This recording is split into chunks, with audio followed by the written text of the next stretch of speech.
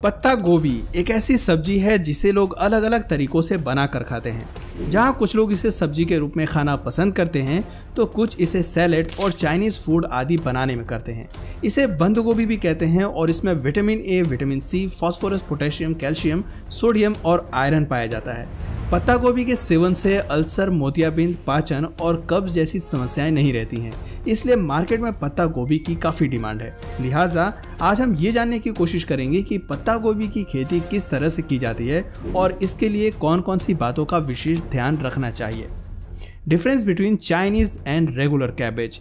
दोस्तों, मार्केट में देसी से लेकर चाइनीज पत्ता गोभी देखने को मिल जाएंगी, लेकिन क्या आपको मालूम है कि इन दोनों में सबसे बड़ा अंतर क्या है? दरअसल आम पत्ता गोभी यानी कि रेगुलर कैबेज राउंड शेप में होती हैं। इसकी पत्तियां अंदर की ओर मुड़ी हुई होती हैं जब तक ये एक टाइट बॉल नहीं बन जाती। दूसरी ओर चाइनीज पत्ता गोभी लंबाकार शेप में होती हैं। इसके पत्ते किनारों की ओर निकले होते हैं। ये पीले रंग के टिंट के साथ हल्का हरा होती हैं। रेगुलर कैबेज की तुलना में इसका स्वाद मीठा होता है। तो चलिए सबसे पहले देखते हैं चाइनीज कैबेज की खेती किस प्रकार से की जाती है। Chinese cabbage farming.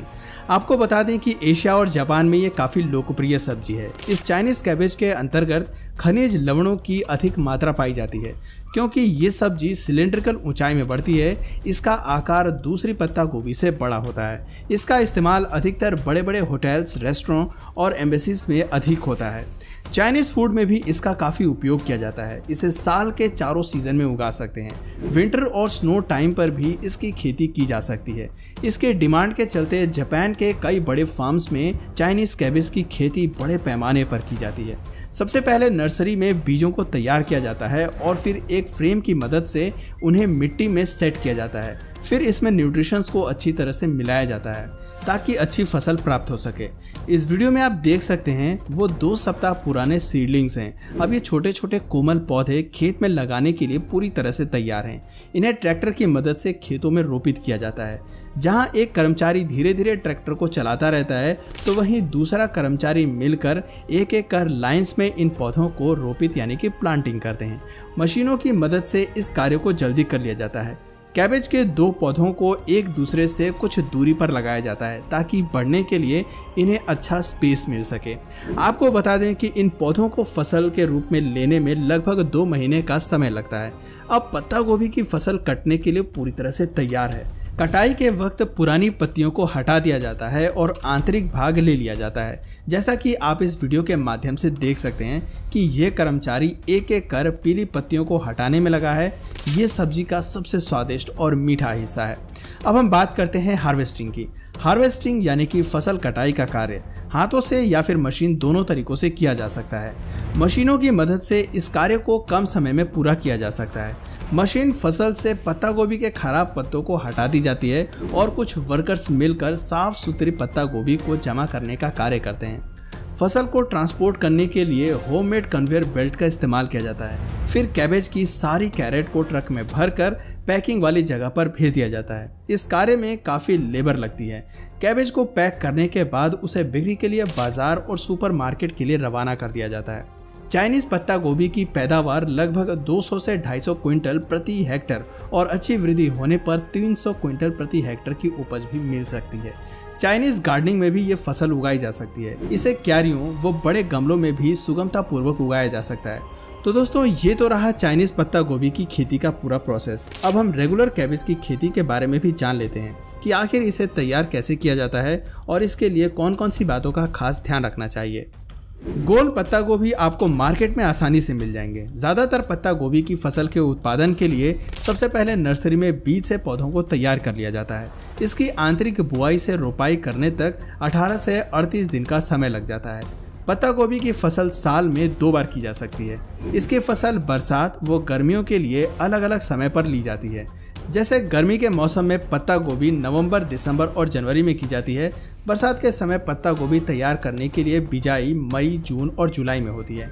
आमतौर पर पत्ता गोभी फसल की अवधि 60 से 120 दिन की होती है। Nursery preparation and planting. इसके लिए 1 मीटर लंबी और 2.5 मीटर चौड़ी क्यारियां बनाई जाती हैं। इसमें गोबर की खाद और वर्मी कंपोस्ट का इस्तेमाल करके बीज की बुआई करनी चाहिए।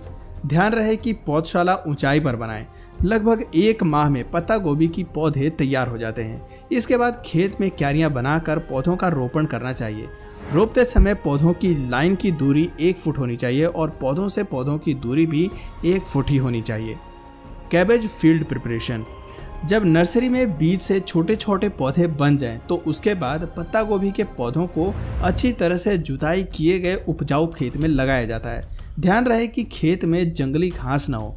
इस फसल में कीट का प्रकोप इतना अधिक लगता है कि हर समय सतर्क रहना पड़ता है।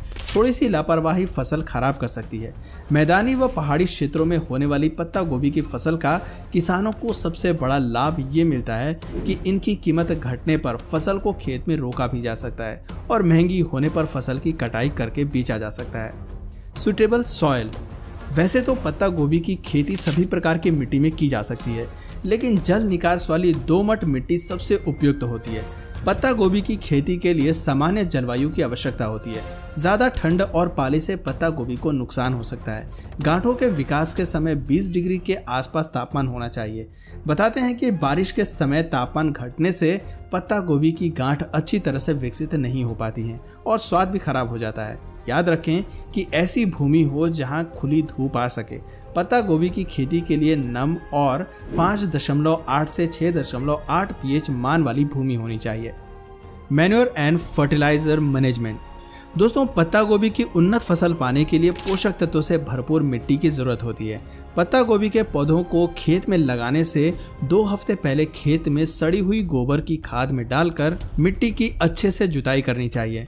इसके बाद पौधे रोपाई के 2 या 3 सप्ताह बाद छोटे पौधों में खाद की उपयुक्त मात्रा डालें। किसी भी खाद को डालने से पहले पौधों की लंबाई बढ़ने दें। रासायनिक उर्वरक को डालने के लिए अधिकतर ड्रिप सिंचाई और फर्टिलाइजेशन का इस्तेमाल किया जाता है। अधिकतर किसान पोटेशियम, नाइट्रोजन और फास्फोरस जैसी पोषक तत्व युक्त उर्वरक का इस्तेमाल करते हैं। आखिरी जुताई के पहले खेत में प्रति हेक्टर के हिसाब से 20 से 25 टन गोबर की खाद या वर्मी कंपोस्ट खाद डालनी चाहिए। बुआई से पहले खेत में 150 kilogram nitrogen, 60 kilogram phosphorus, 60 kilo potash ला कर रख लें। बुआई से पहले व आखिरी जुताई के समय फास्फोरस और पोटाश की पूरी मात्रा डाल दें, लेकिन नाइट्रोजन की केवल 1/3 मात्रा ही डालें। फिर बची हुई नाइट्रोजन का आधा हिस्सा बांट दें। उसमें से एक हिस्सा 30 दिन के बाद और दूसरा हिस्सा 50 दिन के बाद खेत में खड़ी फसल पर छिड़क दें। Irrigation management. बुआई के 1 सप्ताह बाद पहली सिंचाई शुरू कर देनी चाहिए। पत्ता गोभी की अच्छी पैदावार के लिए ध्यान रखें कि खेत में हमेशा नमी रहनी चाहिए। बरसात के समय खेत की स्थिति के अनुसार सिंचाई करनी चाहिए।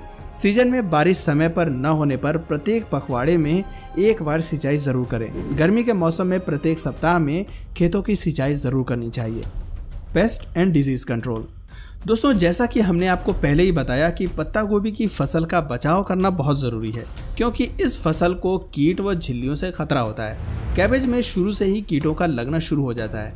ऐसे में अगर समय रहते इन पर नियंत्रण न किया जाए तो फसल पूरी तरह से नष्ट हो जाती है। फसलों के लिए सबसे हानिकारक कीटों के नाम कुछ इस तरह हैं, जैसे आरा मक्खी, फली बीटल, पत्ती भक्षक लटें, हीरक तितली, गोभी की तितली और तंबाकू की इल्ली। Cabbage crop harvesting. बीज बोने से लेकर पौधों की रोपाई तक 18 से 38 दिन का समय लगता है। अधिकांश किस्मों में रोपाई के 75 से 88 दिनों के बाद गोभी की फसल तैयार हो जाती है। बहुत जल्दी बढ़ने वाली किस्में भी होती हैं, जिन्हें रोपाई के 55 दिनों में ही काटा जा सकता है। देर से बढ़ने वाली कुछ किस्में रोपाई के लगभग 95 से 105 दिन बाद परिपक्व होती हैं। इस तरह गोभी के पौधों की कटाई का समय उनकी अलग अलग किस्मों पर निर्भर करता है। कुछ ऐसी किस्में हैं जिनका ठोस और दृढ़ सिर बनने के बाद उन्हें कुछ और हफ्ते तक खेत में रखने की आवश्यकता होती है। इसके अलावा कुछ किस्मों को परिपक्व होने के बाद तुरंत काटा जा सकता है। ध्यान रखें कि पत्ता गोभी के पूरा बड़ा होने पर ही इनकी कटाई करनी चाहिए। पत्ता गोभी अच्छी तरह से कड़ा होने पर ही काटा जाना चाहिए। पत्ता गोभी की कटाई का सबसे उपयुक्त समय ठंडा मौसम ही होता है। इसे कटाई के बाद छाया या नमी वाली जगह में रखना चाहिए, ताकि अधिक समय तक फसल ताज़ी बनी रहे। जब पत्ता गोभी सख्त हो जाए और इसके पत्ते अलग अलग होने लगें तो उसे फौरन काट लेना चाहिए। पत्ता गोभी की पैदावार प्रति हेक्टर कम से कम 50 टन होती है, लेकिन अच्छी किस्म और उचित प्रबंधन वाली खेत से पत्ता गोभी को प्रति हेक्टर 70 से 80 टन की पैदावार प्राप्त की जा सकती है। तो दोस्तों उम्मीद करते हैं कि एग्रीकल्चर से ये रिलेटेड वीडियो आपको ज़रूर पसंद आई होगी। दोस्तों आपकी सबसे फेवरेट सब्जी कौन सी है नीचे कमेंट सेक्शन में ज़रूर बताएं। और अगर इस वीडियो से आपको कुछ नया जानने या सीखने को मिला या फिर इंटरेस्टिंग लगा तो प्लीज़ इस वीडियो को एक लाइक करके अपने फ्रेंड्स और फैमिली में से ज़रूर शेयर करें। और यदि आप इस चैनल पर नए हैं तो प्लीज़ इस चैनल को सब्सक्राइब करके बेल नोटिफिकेशन आइकन को ऑन कर लीजिए ताकि हमारे आने वाले वीडियोज़ आप मिस ना करें। मिलते हैं फिर किसी वीडियो में नए टॉपिक के साथ, तब तक के लिए नमस्कार।